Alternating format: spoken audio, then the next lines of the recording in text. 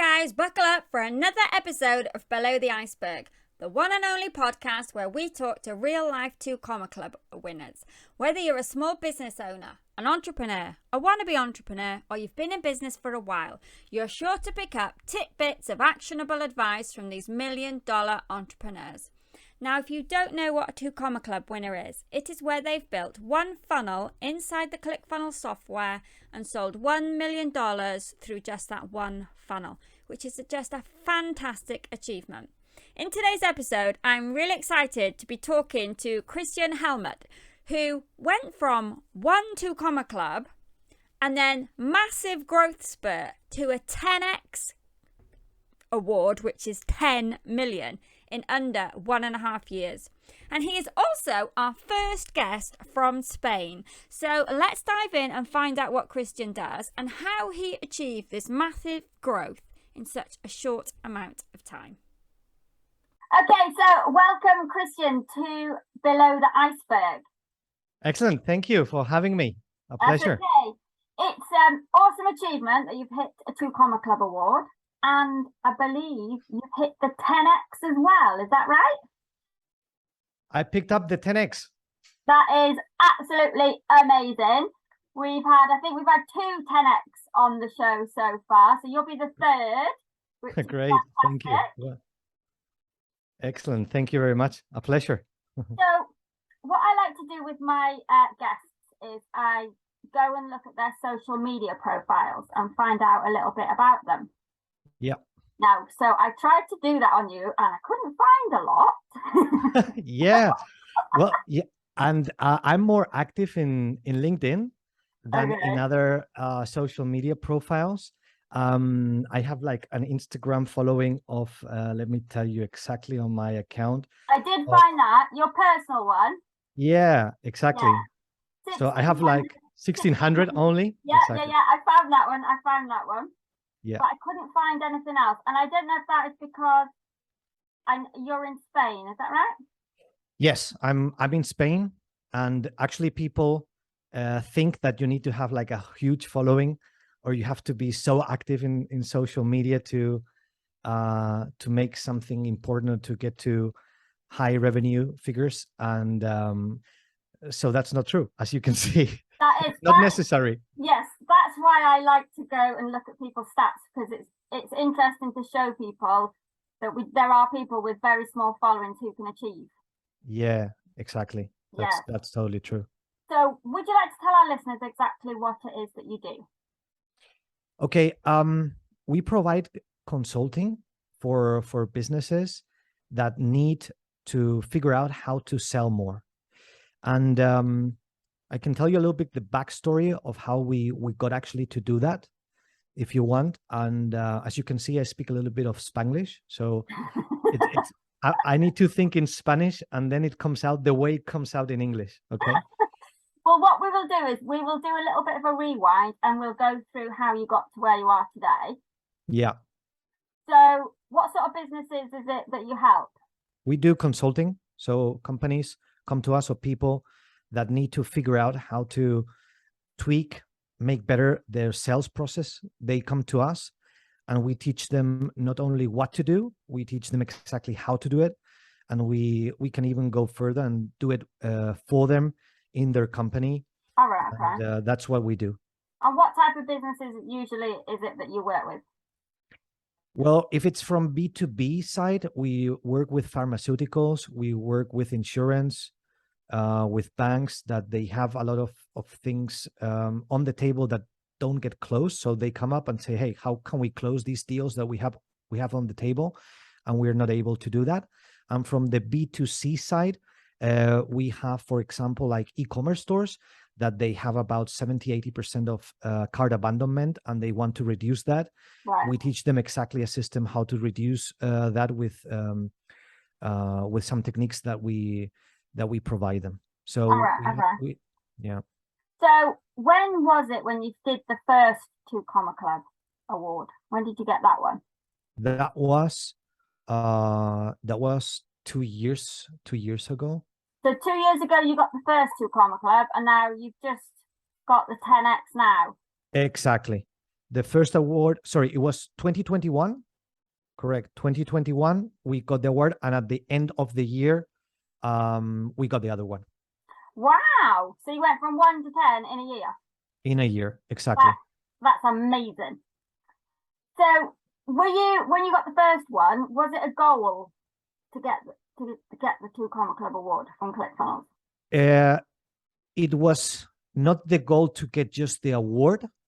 It was the goal that if we were going to these kind of numbers, the impact that we were going to have in the industry, we were really going to be like known. So we wanted to do what everything was possible in our hands to impact as many companies as possible. So we started to give conferences, to be on shows. With COVID, we just did online meetings. We created our own TV set where we could stream and create a better perception of ourselves. So we just hit very, very hard. Right. That's why people say you were not on social media. Correct. I was not on social media. I was just hammering. Me, the whole team, my partner, we were just hammering and making deals. Okay. So when you realized, did you actually realize you'd hit the $1 million, or did it sort of pass you by and then you realized? It was just passing by. Yeah. Suddenly one of our team said, hey, we could just this from another provider where we have a course from Kajabi. We received like also a pin from the $1 million pin. We said, hey, we achieved this on the platform. So it was like suddenly we were so focused on getting those goals that suddenly those things just appeared. All right. Okay. And did you, when you realized then that you'd hit the $1 million, did you have a celebration, or did you just carry on focus? You know what? We didn't celebrate it. No, we didn't. We just normalized it, and we said, "Oh, we already on that. Okay, just let's keep doing it." And we did not celebrate. I remember it was a Tuesday. I do remember that it was a Tuesday, and we were on our TV set, and we said, "Hey, we achieved that," and we said, "Oh, great. Let's go for our next mile." So. Yeah. So, where are your customers based? Are they mainly in Spain, or are they varied countries? They're in Spain and in Latin America. Wherever they speak Spanish, right, there are our customers. All right, okay. Okay, so let's do a little bit of a rewind then. Let's take you back to your childhood. Where did you grow up? I grew up here in Spain. My father is German. My mother is Greek. And I grew up in Spain. So it's a little bit of a strange mixture here. And whereabouts in Spain is where you? It's the East Coast. We're between Alicante, Valencia. That's the area here in Spain where I live. All right, okay. My parents live in Creviente. That's half an hour from where I live. Oh, is it? Yeah, exactly. Good area, nice area. Yeah. So what was your childhood like? Can you repeat again, please? What was it like when you were small, when you were a child? What was life like? The life was good. It was good. I grew up I don't have brothers, I don't have sisters, but I grew up with a lot of people surrounding me because my father he's a naturopath. I don't know if that's the term in English. He's a natural health doctor, right? All right, okay. And I grew up, he's an entrepreneur. My mother does not have that entrepreneurial mind, but my father does. So talking about business, making businesses was always like something that I grew up with. And I started my own company when I was 18. All right. And yeah. So when you were a child, what did you want to be when you grew up? I didn't know what I wanted to be. I really didn't know. When people ask me, what do you want to be? I don't know. When I was growing a little bit, when I was like 14, 15, and you have to think already what you want to be, I said I wanted to be a biologist. But in my inside, I knew that I didn't want to be a biologist, but I just wanted to fit in. And I thought that, okay, I need to go to college like everybody else. And the thing is that I didn't end up in college. But the thing is that, well, I said I wanted to be a biologist, but in my interior.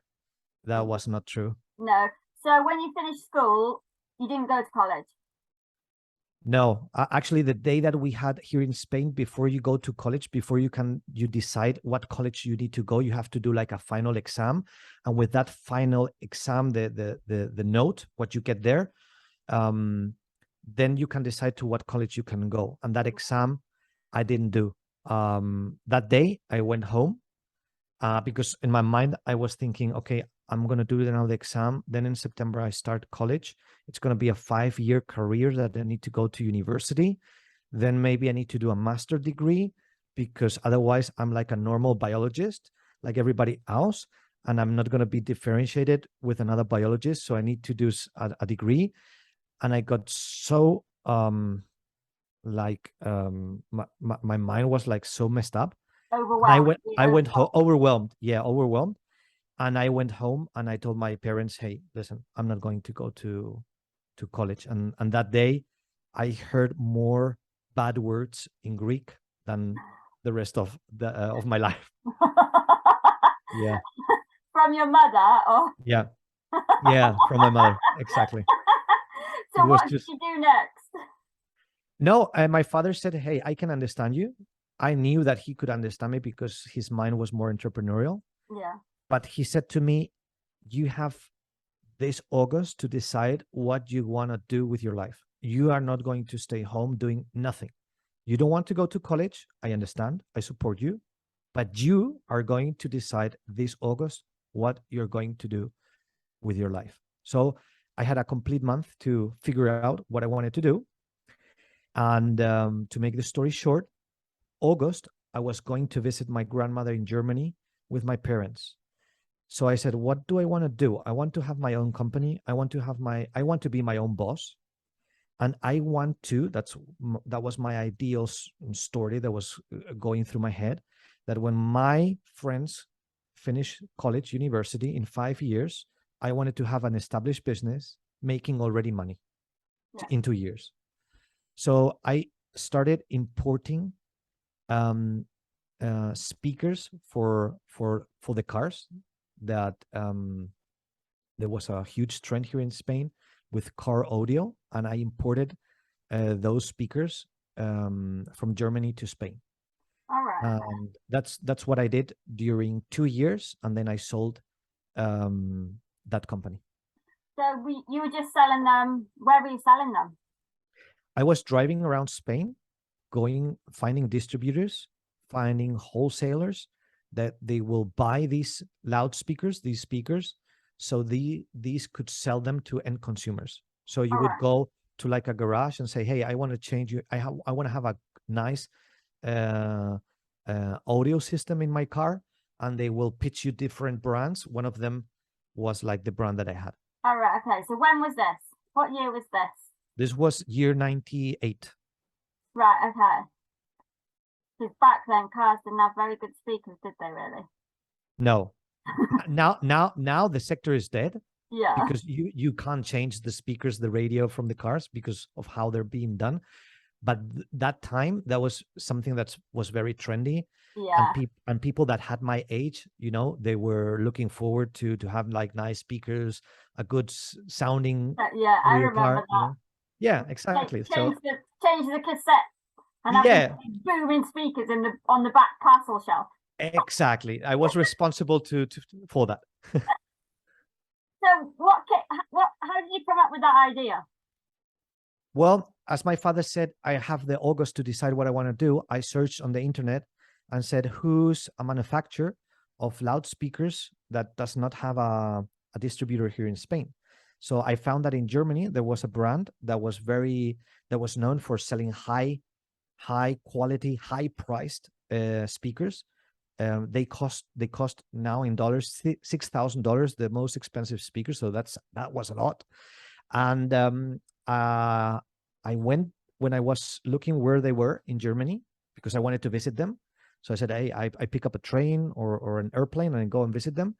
I saw the postal code where they were, and imagine this, they were just 15 minutes away from the house of my grandmother. So I said to my father, hey, we need to visit Rainbow Car Audio because they're just 15 minutes away. So let's go and visit them. And my father said, hey, listen, in August, all the factories are closed. And I said, well, anyway, let's go anyway. I just want to see them. I just, the story of the owner, it really inspired me. And we went there, and true story, it was closed. There was only a Audi A4 on the parking slot, but everything was closed. Anyway, I rang the bell, knowing that nobody was there. I thought the car was just there to be there. Somebody left it, but who opened? The owner was there, and the owner then welcomed us, and we went in. He showed us everything, how they were doing the loudspeakers, and that was great for me. And we made the first order, and it was like a 3,000 euro order that time. I didn't have the money, so my father supported me to start that business. All right, okay.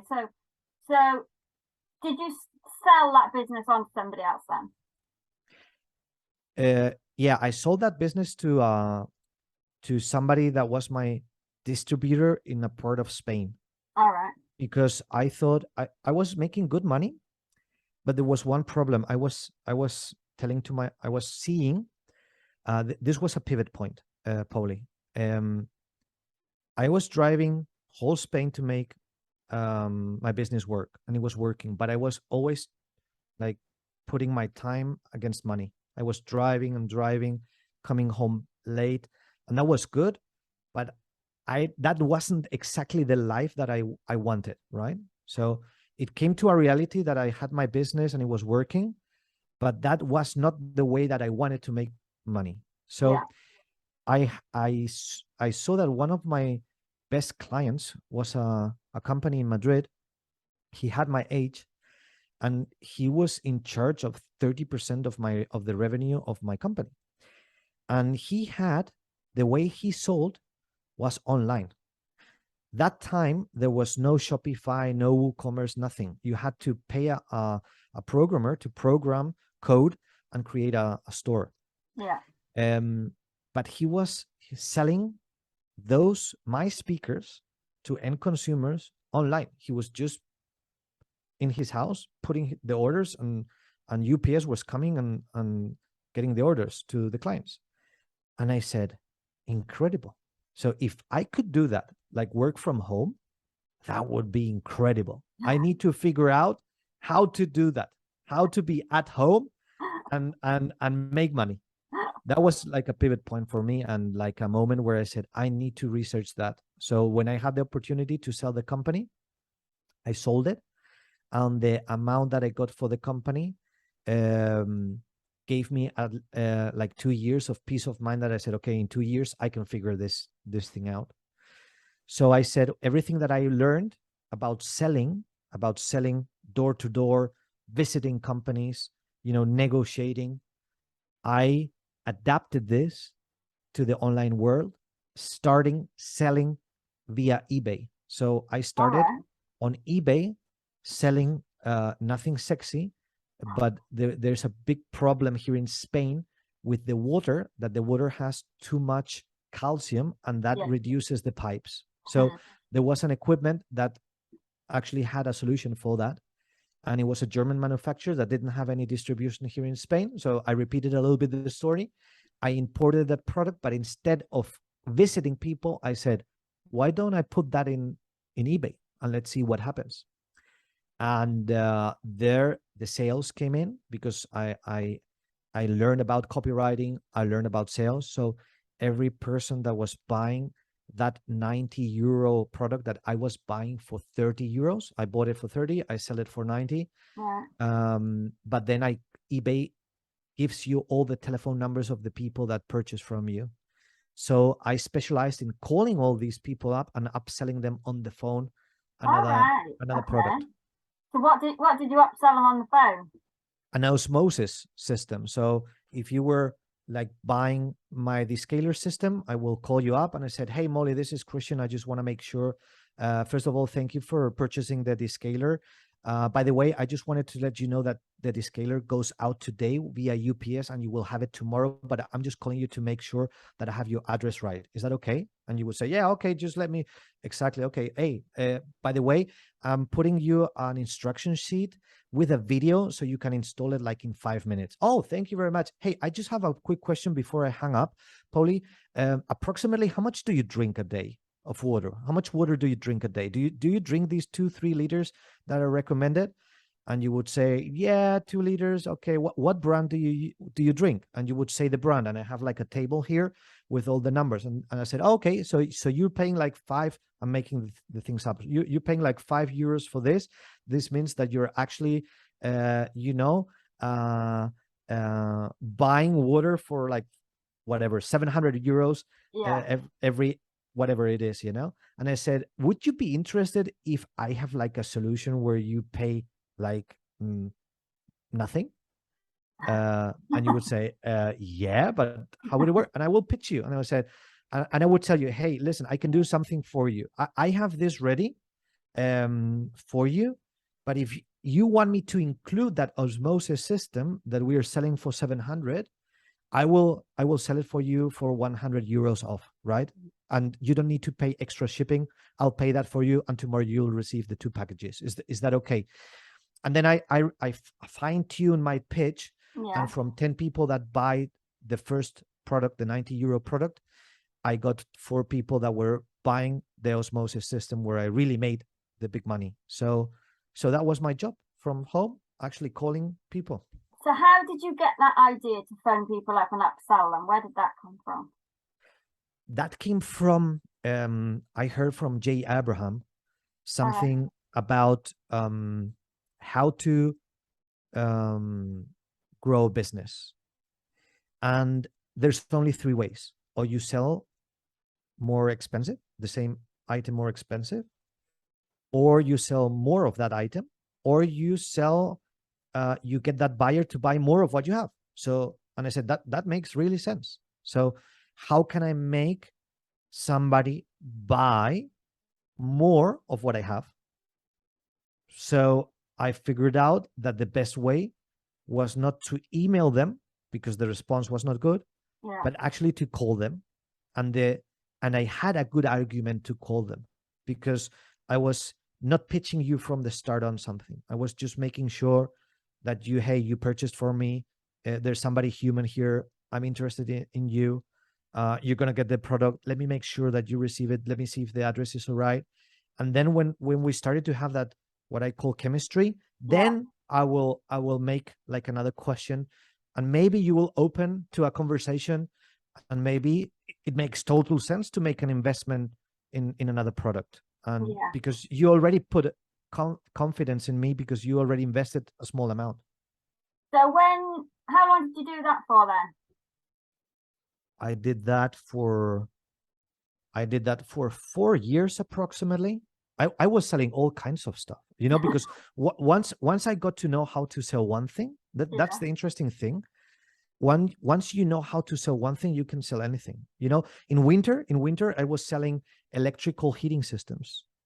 And I was like, I don't know if you remember eBay or you bought from eBay. There's a category where you can be power seller. That means you sell a lot of that category.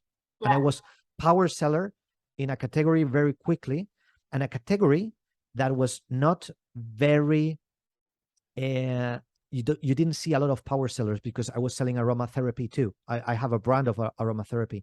And eBay actually called me, eBay in Madrid, and they said, hey, how are you selling that much of this in this category? We really want to know.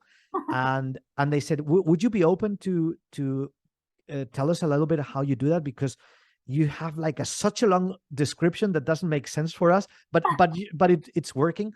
So I went to Madrid. They actually invited me to go to Madrid to explain. Yeah, and that was fun. And they said, could you do that selling perfumes? And I said, why not? And they said, well, hold on, because selling perfumes on eBay, it's going to be difficult. Nearly nobody does that, because selling a perfume is such a difficult thing, because or you like it or you don't like it. You need to smell it. Otherwise, it's going to be difficult for you to know if you like that smell, that perfume. And I said, hey, no problem. That's very easy. You just need to figure out the correct copy angle to sell perfumes, and that's it. And from that test, we created a perfume line, selling them over eBay. So I was just figuring out what could I sell.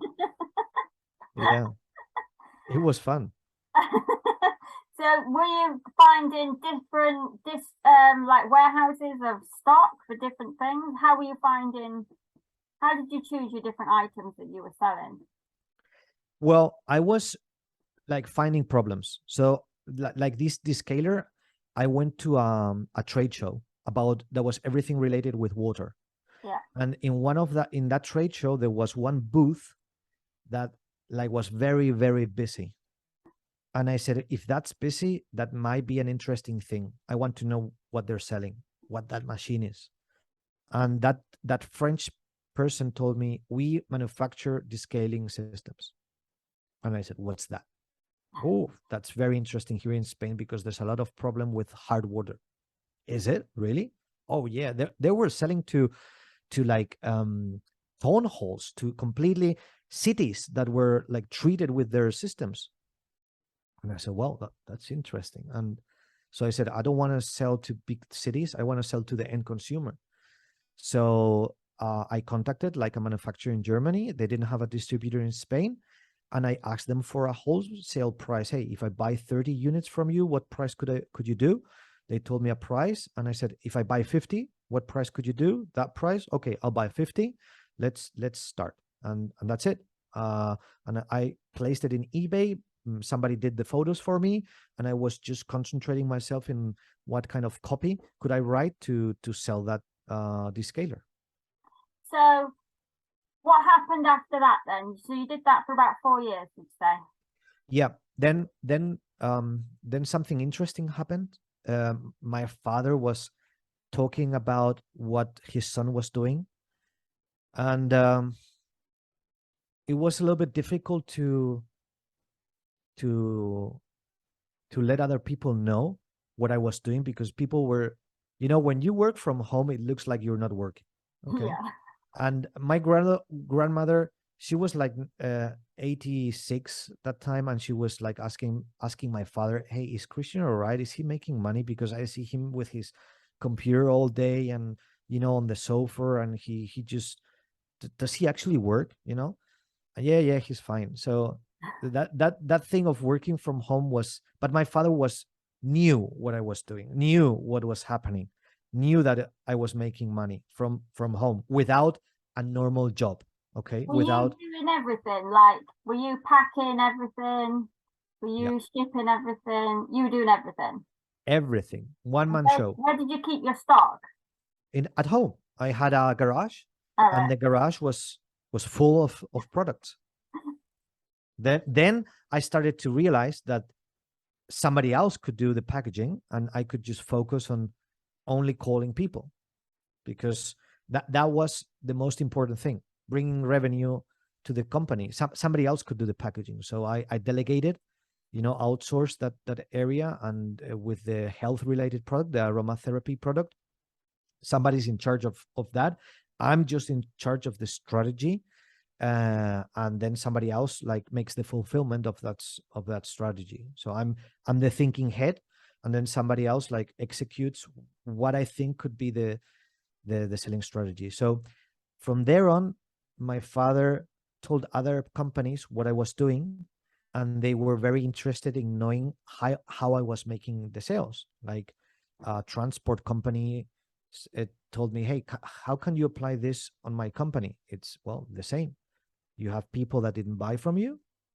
You have people you could sell them something else, another product, or you can charge more. And I was seeing like these patterns that were exactly the same, that people didn't recognize, didn't believe in what they were selling. They didn't believe in what they were selling. So they didn't believe they could charge more if they had a service. Right. That happened to my father too. He was very good at what he was doing, like treating the thyroid of women that couldn't get pregnant, and they had like a misfunction on the thyroid. And I told my father, I told him, hey, you should charge 3,000 euros for that. They will pay you. And that's a big mindset shift that you Yeah. need to work on.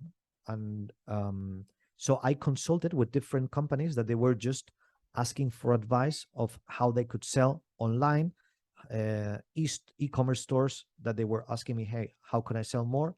And sometimes it was like tweaking their copy or helping them in the actual sales process, or actually letting them know that they have to call their customers and sell them more. That's it. Have conversations. You're not in the business, you're in the relationship business, you're not selling a product. Yeah. So that was all word of mouth. So you were getting basically consultancy from word of mouth. Yes, exactly. Yeah. So were you still doing the eBay then at the same time? No, the eBay, then Amazon started to get strong. eBay was like, it was good, but it was like, okay, I have this now. Let's go to another level, right? Let's do something else.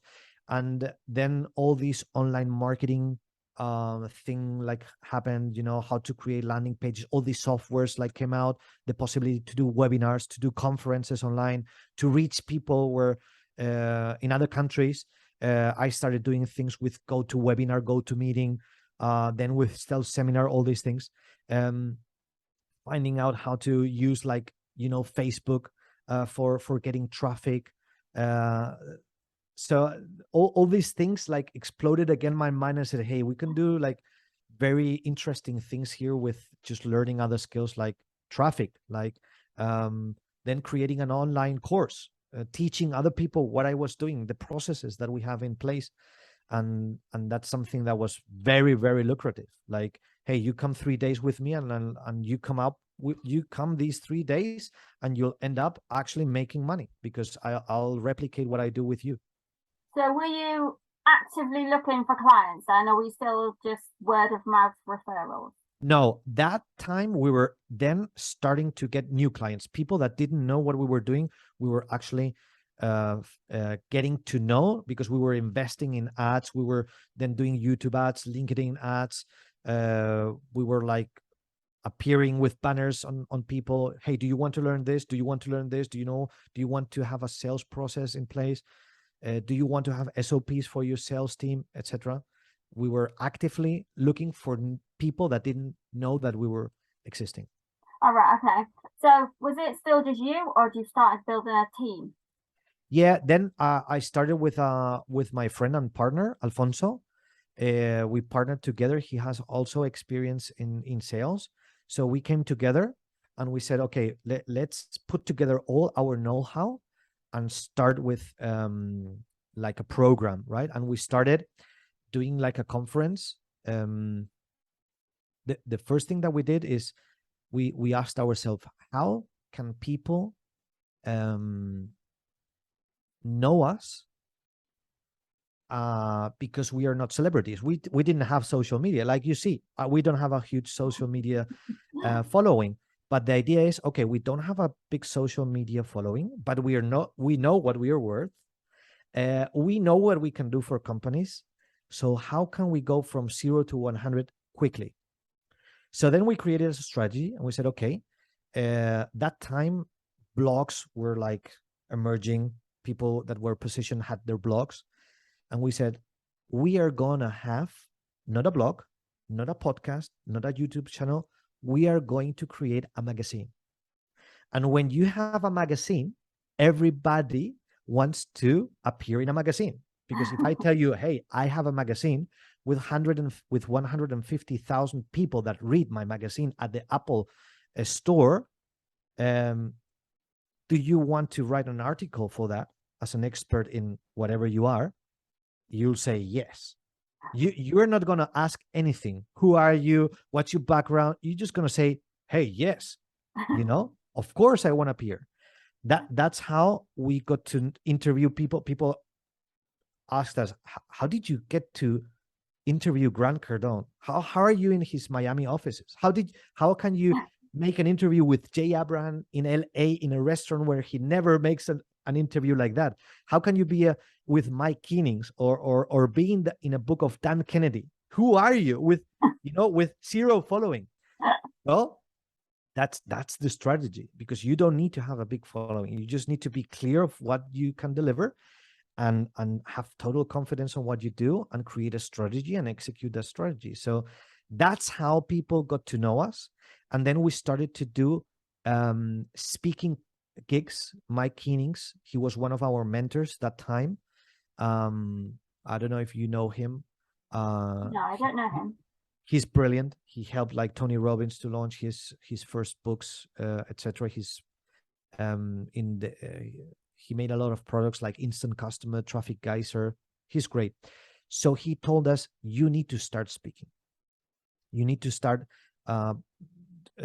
getting on stages, because you and Alfonso have have a good understanding. You have good energy. You need to talk about what you do. And we did that. So we started to go to Chamber of Commerce here in Spain. All right, yeah. And we pitched them and we said them, hey, if you want to provide value for the people, that was our pitch. Hey, we can give 40-minute presentation about how these people can actually make sales. And if at the end you don't have everybody standing up and going like this and telling you this was the best conference, the best talk, the best what you ever delivered to us, we'll pay you 1,000 euros just, and they said, are you really sure you can do that? Oh, of course. You just try it out. What do you have to lose? And we went to one Chamber of Commerce. They were so excited that they actually recommended us to another. And then it just, it just started. Then everybody wanted to have us on stage. Now, something surreal. We're in Mexico, 21st and 22nd of September on the stage with Tony Robbins. So imagine this. Awesome. That's amazing. Yeah.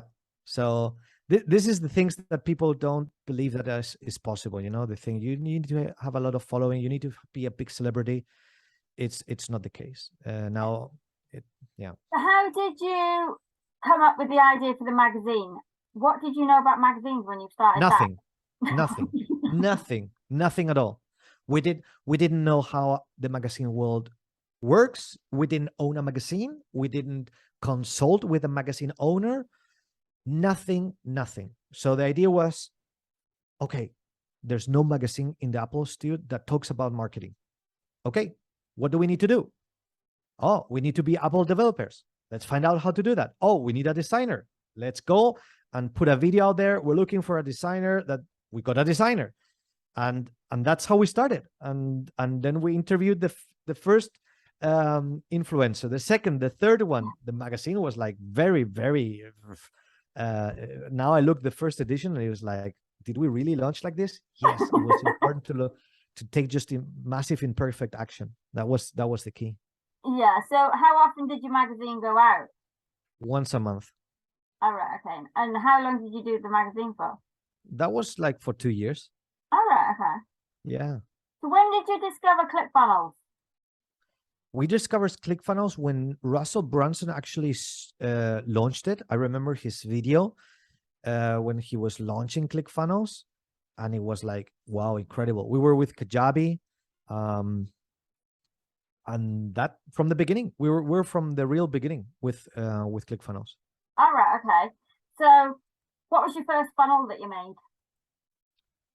The first funnel that we made was for a webinar. For a webinar where we made a very simple, I remember they had little templates when they started. And I think at that time we were integrating with Aweber or something like that. And they didn't have all these integration that they have now. So it was very simple, but very intuitive. And we launched a webinar, I think it was. I'm not sure it was no, it was not an automated webinar, because that time we were using Stealth webinar for automated webinars. It was a live webinar, opt-in page and a thank you page. That was the first. All right, okay. And how were you getting people to come to that at the beginning? Were you running ads? We had a list and we were running ads, Facebook ads. Okay. And how did you know what you're doing with Facebook ads? Did you take a course or did you just figure it out on the way? Yeah, we figured it out. We took a course from somebody. Now I don't remember his name. An Australia, from a guy from Australia, to get the basics, and then we were figuring out by our own the platform. They didn't have retargeting. It was, I don't know if you remember, the first platform Facebook ads launched to make ads. It was very, very simple, you know. Yeah. But we started like that and getting people traffic to opt in. We were getting leads for very, very, very, very cheap. That was incredible. So what did you do then? So when was that then? When did ClickFunnels launch? Like was it 2016? Was it? I don't remember exactly the year. So what did you do differently then? So you got your first 2 Comma Club 2021, did you say? Yeah. What changed to get that first one? What did you do differently? The key was focusing on 1 or 2 things. Like instead, so we had like that idea, we were launching something, we got results, then it was getting dead. Then we launched another thing, we got results, we went to another thing. We launched something, we got to another thing, like dispersion. Right. Because you are full of ideas, you know. Somebody tells you an idea, you already see money there. Somebody tells you another idea, you already see the 3 things behind and how you can monetize, and you get excited and you get in, you make some money, then you go to the next thing. That was the main error that we had, and we were not focusing completely in 1 or 2 things. So what was it that you focused on then? Okay, then we focused on one thing. We're going to sell coaching and our online course. And we are only going to sell the coaching or the mentoring to people that buy our online course. And our online course, we are going to be delivering that not only through videos, but also live. We wanted to actually have a transformation because we knew that when we launched the first info product, people were buying it, but they were just not getting the results that they wanted because they didn't end up finishing the damn product. They just bought it and didn't do anything. And they were excited and yeah, I love you. Yeah, you're great. The content is great. Yeah, are you getting results? No, I'm not finishing it. Why didn't you finish? No, I need to do this. Well, it was like, I don't understand. So we said, okay, we're going to change this. If you want to have results, you're going to be live with me every Wednesday with me and Alfonso.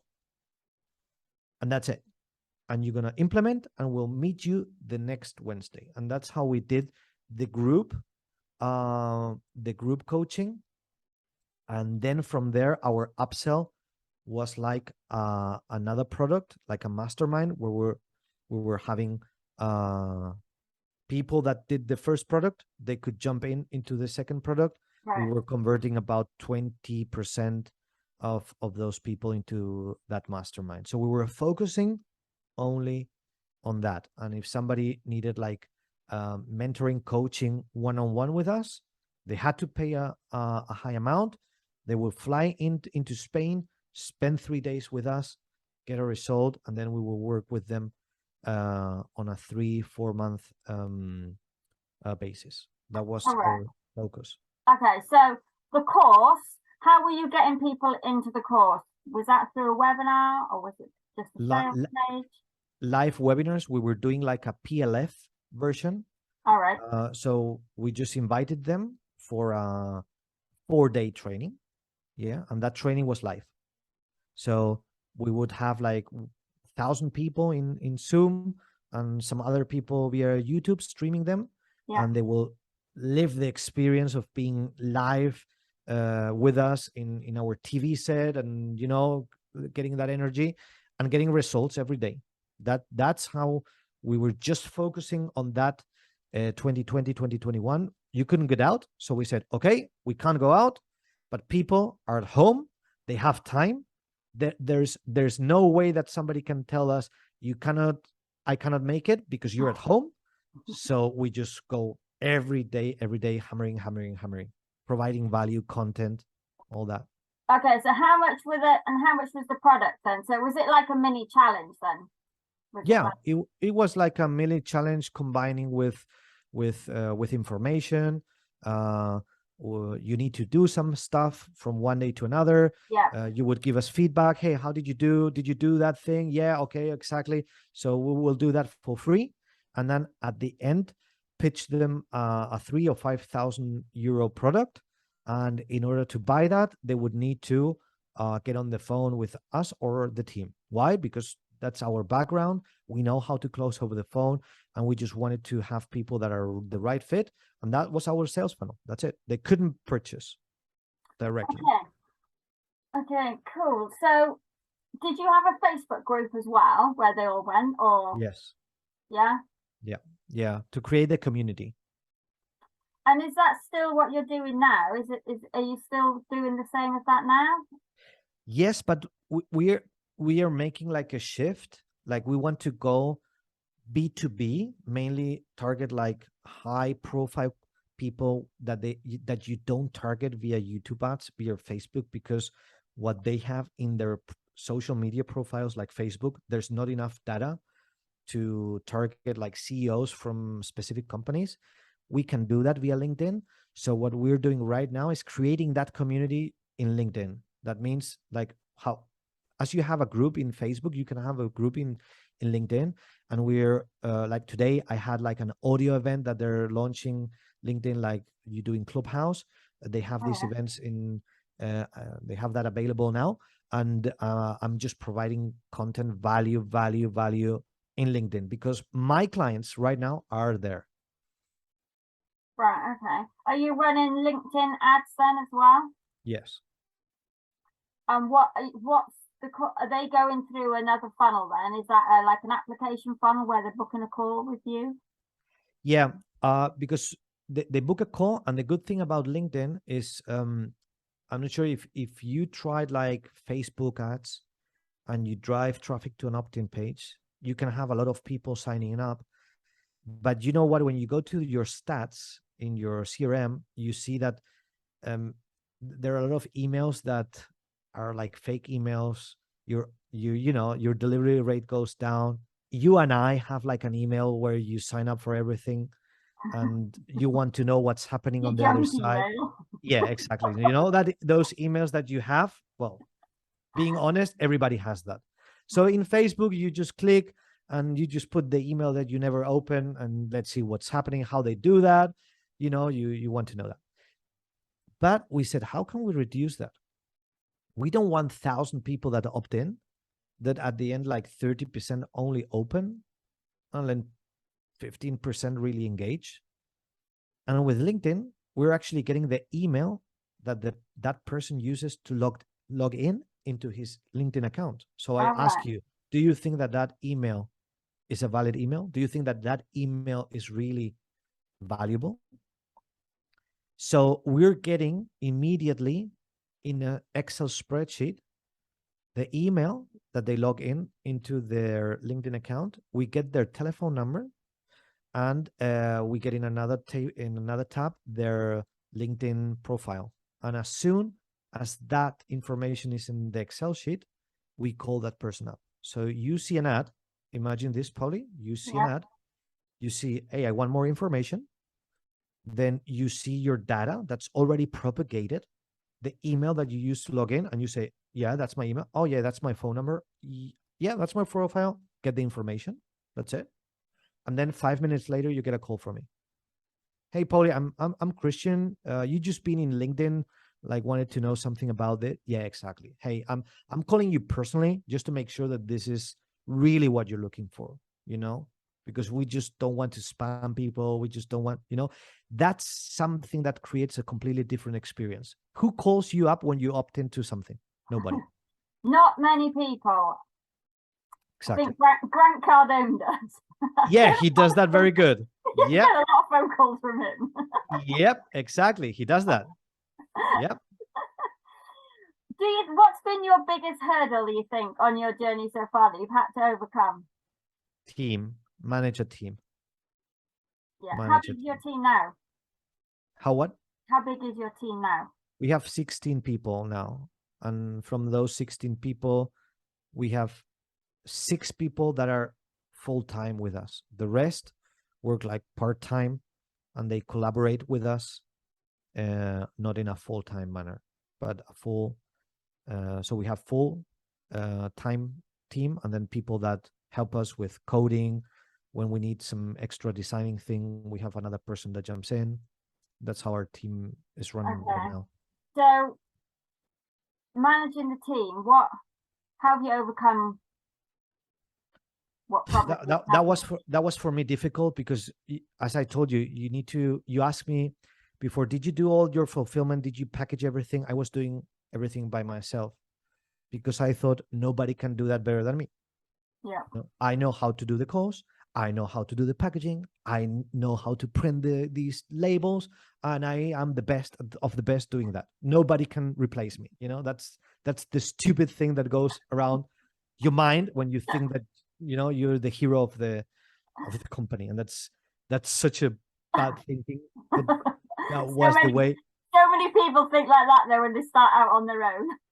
Yeah, of course, because when things go well the way you do it, you don't believe that somebody else is at the same level as you. You believe you're the best of the best, and that's not true. There are other people way better than you at things that you shouldn't even do. So how have you overcome that? How have you overcome delegating? Yeah, that was difficult because I should have done that earlier, like creating exactly what you call SOPs, like procedures. So, yeah.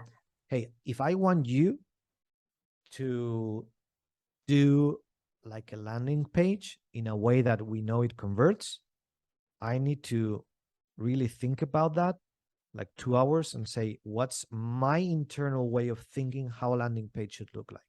Then write that thing down, and then make a video, and then that's how we even filter a person. We show them, hey, this is a text, create a landing page based on this, what I tell you on the video.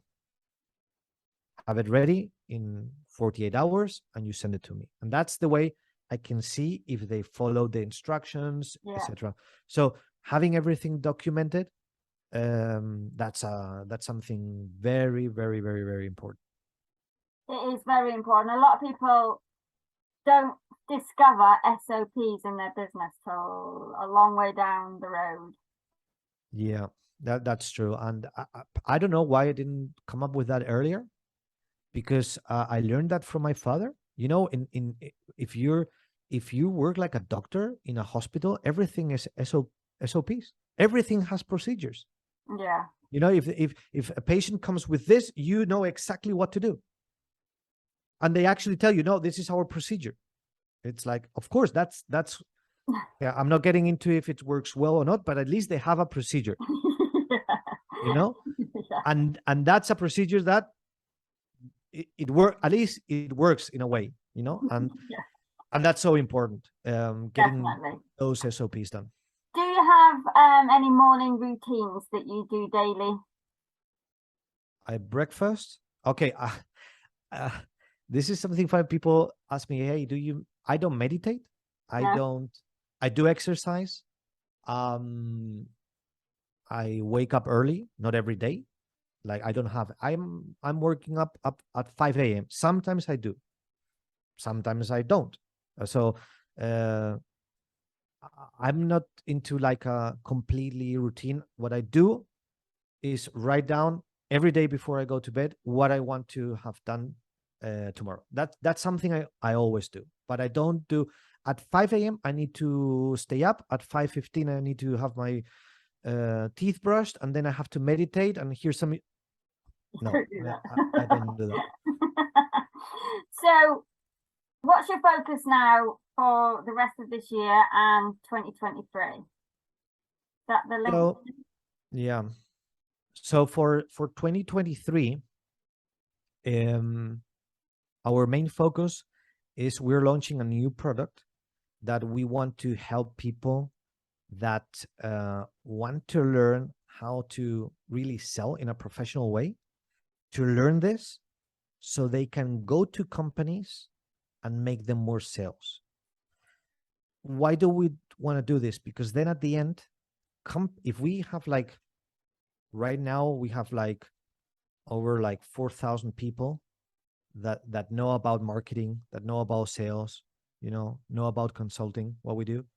But we want to have a lot of companies that need professional salespeople so we can match them together. Okay, Right, you need okay. professional salespeople. We have them trained. We have them certified. They know exactly how to sell. I don't care if it's cold. They know how to do that. They know how to nurture lead. They know how to close. They know all the sales process. Here they are, and network and get these two worlds together, because I think that's going to be very necessary 2023. Awesome. So what funnel are you going to use for that? Have you thought of that? Yeah, we already like putting everything together. We're using LinkedIn. So one strategy is like, for example, now we go to Mexico, 15,000 people. We're going to talk in Latin America. People don't know us there. It's going to be huge impact, talking, being on stage like with Tony Robbins. Yeah. This is going to be one of the ways that we are going to be known there. Like, okay, boom, 15,000 people are going to know us. And if they resonate with our vision, they will learn more. And we already have planned 20 and 21 of September, we're in Mexico. We already know the next day, everybody that opts in or follow us in our website, hey, they're going to get an email. They're going to be invited to a webinar that's starting next week. So we have everything like dialed in to move them into our vision, into our funnel. Then LinkedIn ads are starting, where we're going to invite them for an automated webinar where they'll just see like a VSL or a webinar. Yeah. And if they want more information, they'll just book a call. Yeah, that's the funnel. Awesome. Fabulous. Right, I have one last question for you. Yeah, go. If you're going to be an animal for 24 hours, what animal would you be and why? A monkey. Yeah, because a monkey is very curious, and he goes there. He's not afraid of going there, looking what's happening. So I will be like a monkey, going to every business and finding out, hey, what's working? What are you doing? What can I search and what can I grab? Awesome, that's fantastic. Right, if anybody wants to find out more about like this new sales thing that you've got going on, where can they find out information about that? Well, the best thing is they can connect via LinkedIn. They just search Christian Helmut, Christian with CH and Helmut with H, Christian Helmut.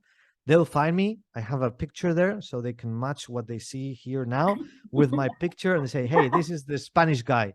Okay, that speaks Spanglish. Good. Let me know what's happening and connect with me. And that's the way. All right, awesome. Thank you so much for taking time out of your day. It's been great. Pauli, excellent. Thank you. Enjoy the rest of your week. Bye-bye. Thank you. Thank you for listening. I really hope you enjoyed today's episode. If you did, please take a moment to leave us a 5-star review and subscribe to the podcast on your podcast software. It really helps us rank the podcast and get more listeners. And if you're over on YouTube, please subscribe and hit the bell. Every Friday, 8 a.m. GMT, we release a brand new episode. And until then, have a good one.